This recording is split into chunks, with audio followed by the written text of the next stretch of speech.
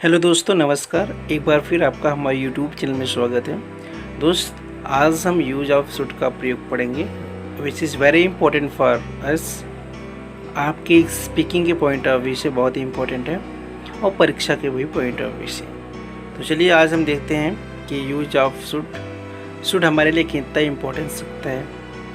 आज इसमें हम सीखेंगे इसका स्ट्रक्चर क्या होता है और इसका हम ट्रांसलेशन कैसे बनाएंगे। तो चलिए शुरू करते हैं वीडियो शुरू करने से पहले आपसे रिक्वेस्ट करना चाहेंगे, जिन दोस्तों ने अभी तक हमारे चैनल को सब्सक्राइब नहीं किया है, please subscribe my channel and press the bell icon, ताकि आपको समय समय पर नोटिफिकेशंस मिलती रहें। तो चलिए देखते हैं कि where we can use should, what should be condition, क्या कंडीशन रहेगा, कहाँ पे हम शुड का प्रयोग कर सकते हैं। यहाँ बताया गया है कि should is a modal verb most commonly use to make recommendation और गिव एडवाइस। शुड आपका एक मॉडल वर्ब है, इसका सामान्यतः प्रयोग हम रिकमेंडेशन और एडवाइस देने के लिए करते हैं। It can be use to express obligation as well as expectation.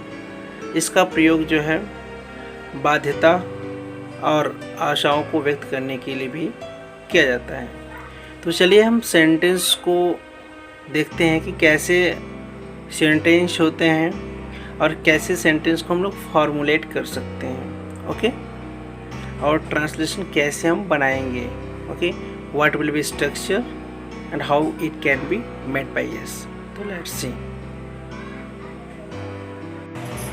तो चलिए सिंपल सेंटेंस को देखते हैं। सिंपल सेंटेंस में स्ट्रक्चर यहाँ पे दिया गया है सब्जेक्ट प्लस शुड प्लस क्रिया का first form plus object plus etc. तो इस आधार पर हम सेंटेंस को बनाएंगे। जैसे यहाँ पे एग्जांपल दिया गया है, मुझे स्कूल जाना चाहिए। यहाँ पे सब्जेक्ट क्या है, फर्स्ट ऑफ ऑल हम देखेंगे। किसी भी वाक्य में सब्जेक्ट को पहचानने के लिए मैंने बताया था कि उस वाक्य में आप कौन से क्वेश्चन करेंगे कि कौन काम कर रहा है। तो यहाँ पे स्कूल जाने का काम कौन कर रहा है। तो यहाँ पता चला कि मुझे स्कूल जाना चाहिए, तो मतलब आई जो है यहाँ पे सब्जेक्ट के रूप में काम कर रहा था, आई। उसके बाद आपको शुड लिखना है, आपने शुड लिख दिया है। उसके बाद आपको क्रिया लिखनी है वर्ब को मैंने बताया था कि वर्ब को रिकॉग्नाइज करने के लिए उसके अंत में ना नी अवश्य रहता है, जैसे जाना यहाँ पे है। ठीक है, तो यहाँ पे आई शुड, वो कहाँ जा रहे हैं, टू स्कूल, तो स्कूल। तुम्हें चाय बनाना चाहिए, यहाँ पे सब्जेक्ट लिखेंगे यू। उसके बाद शुड का प्रयोग करेंगे। उसके बाद आपका वर्ब जो है प्रिपेयर, बनाना, फर्स्ट फॉर्म में प्रिपेयर, और क्या बना रहे हैं, टी। तो यू शुड प्रिपेयर टी। बहुत सिंपल वे में आपने बनाया इस चीज़ को।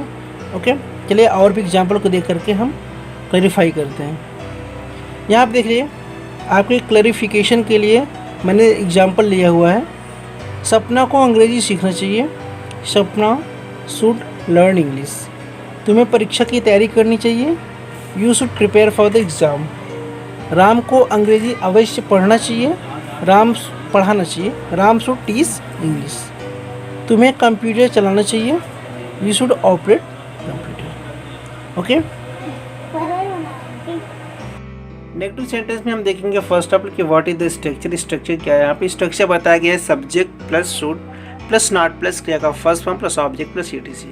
इसी आधार पर हम सेंटेंस को बनाते हैं। केवल आपको यह ध्यान रखना है कि केवल यहाँ पे शुड के बाद हम नॉट का प्रयोग करने जा रहे हैं। Okay, only we are going to use not. Okay, after should के बाद हम नॉट का प्रयोग करेंगे केवल। तो चलिए लेट्स से एग्जाम्पल, जैसे तुम्हें क्रिकेट नहीं खेलना चाहिए, तुम्हें क्रिकेट नहीं खेलना चाहिए। यहाँ पे नहीं आया है, नहीं के लिए हम नॉट का प्रयोग केवल शुड के बाद करेंगे। वह आपका जो सेंटेंस है ना, सेम सिंपल सेंटेंस की तरह होगा, केवल शुड के बाद नॉट का प्रयोग करेंगे नेगेटिव में। ओके, तो लेट्स एग्जांपल।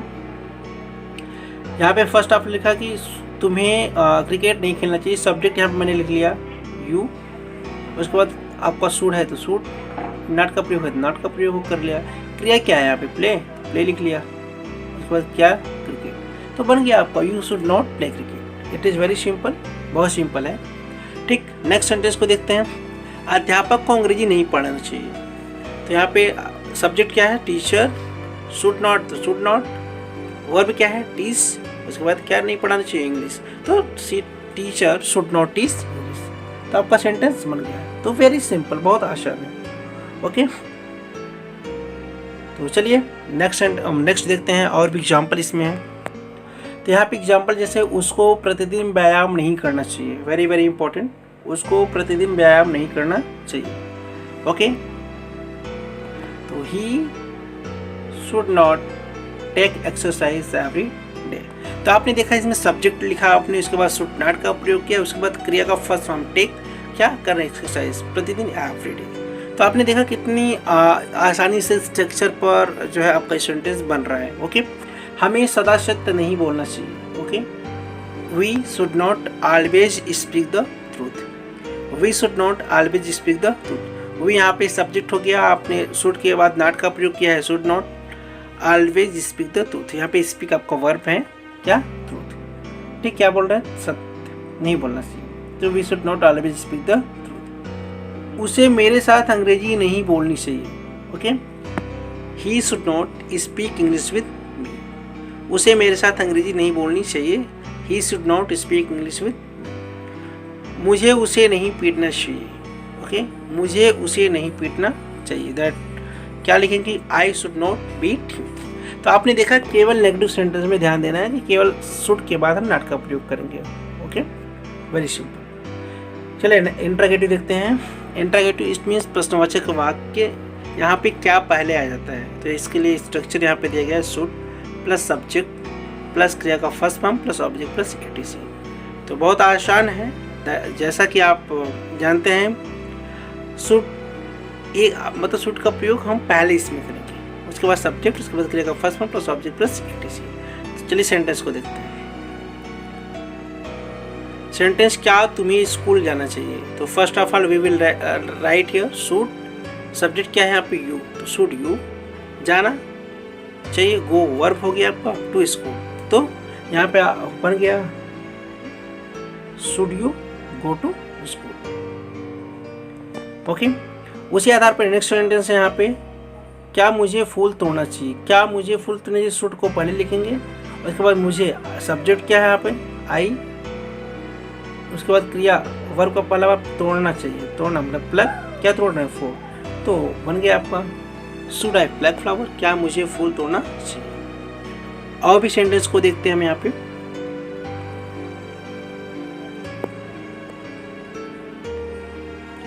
क्या तुम्हें खाना खाना चाहिए, शुड यू ईट फूड। क्या सपना को मेरे लिए चाय पकाना चाहिए, शुड सपना प्रिपेयर टी फॉर मी। यहाँ पे देखिए शुड सपना prepare T for me, should आप पहले लिख रहे हो, उसके बाद सब्जेक्ट, उसके बाद क्रिया का first form plus object plus etc लिख रहे हो। तो उसी आधार पे यहाँ पे सेंटेंस आपका सब बना हुआ है। क्या अध्यापक को किताब पढ़ना चाहिए, शुड टीचर पढ़ाना चाहिए, शुड टीचर टीच। क्या मुझे पिताजी से बात करनी चाहिए, should I talk to father. Okay, तो ये रहा आपका इंट्रोगेटिव सेंटेंस। चलिए अब हम क्वेश्चन वर्ड देखते हैं, which is very important first. तो क्वेश्चन वर्ड का तात्पर्य क्या होता है, ये भी प्रश्नवाचक वाक्य है। इसमें क्या होता है कि कब कहाँ कैसे वाक्य के बीच में आ जाते हैं, जो कि हमारे लिए बहुत ही इंपॉर्टेंट होता है।